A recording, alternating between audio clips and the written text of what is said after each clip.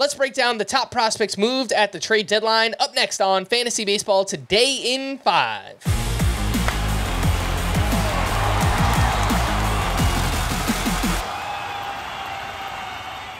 Welcome into FBT in 5 on Saturday, August 3rd. I am Frank Stampfl, joined by Scott White, and we will begin with 5 prospects who've already reached the majors. Connor Norby, who is now with the Marlins.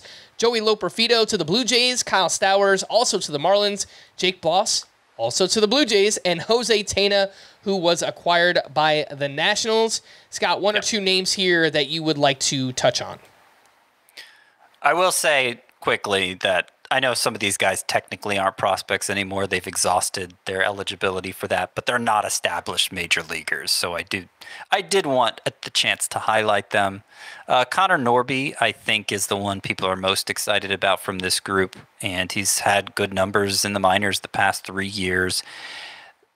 This is a big change for him, not just because it was going to be hard for him to find regular playing time at Baltimore with all their young hitters, but because that park, Camden Yards, with the left field fences pushed way back, was going to be a backbreaker for Connor Norby, who does not have a lot of raw power. He does not hit the ball especially hard. He has to rely on angling it properly to get it out. He's done it in the minors. That park seemed too big in Baltimore for him to do it. Miami's a big park too, but it's not so exaggerated. I think Connor Norby has a chance with the Marlins. And then Jose Tena, who I feel like is not getting a lot of attention here, but he's hit for power, speed, average in the minors.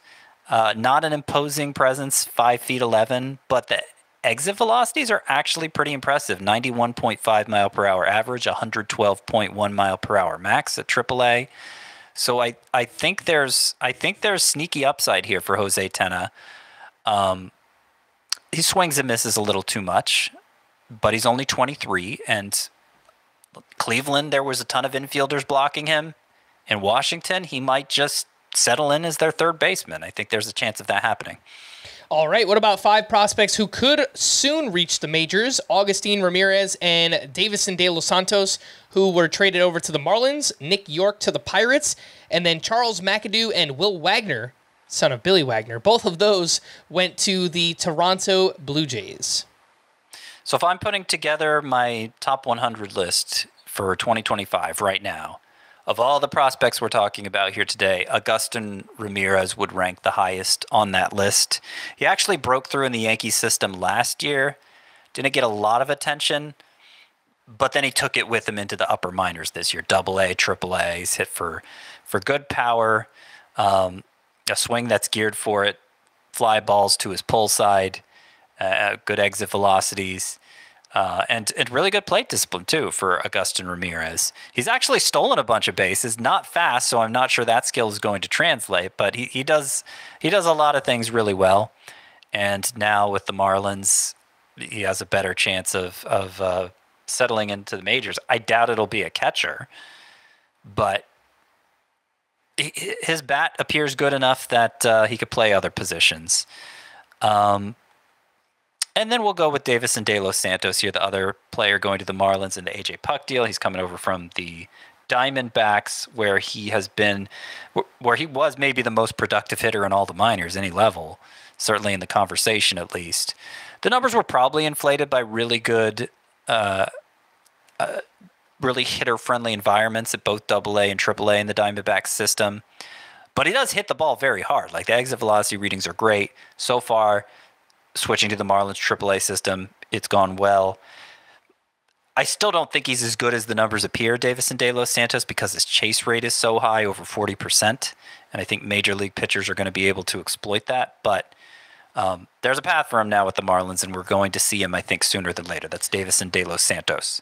And 5 prospects who are still pretty far away from the majors, but they were moved at the deadline. George Clausen went over to the Angels, Robby Snelling to the Marlins, Dylan Lesko and Aidan Smith both went to the Rays, and Alex Clemmy went to the Nationals. So Robby Snelling, a lot of publications had him as the top left-handed pitching prospect in all of baseball coming into this year. He had a 1.82 ERA, 10.2 K per 9 last year. But then this year's been just a total disaster. ERA over 6, He ended up being just a part of a package for a reliever rental, Tanner Scott. So clearly the Padres were like, forget about it with Robbie Snelling. But good buy low opportunity here for the Marlins. There has been a dip in velocity that I think largely explains Robbie Snelling's struggles this year. But if they could get that back, and there are ways to get velocity back, then he's only 20 years old, and they may be able to redeem him. You don't want to forget about Robbie Snelling. Aidan Smith of the Rays, this was somebody I was not that familiar with, came over from the Mariners in the Randy Arozarena deal. I like a lot of what I've seen. He is only in low A, but he stands out mostly for his athleticism. There's a ceiling there because of how athletic Aidan Smith is, and yet he already has a leg up in two areas that are generally late to develop.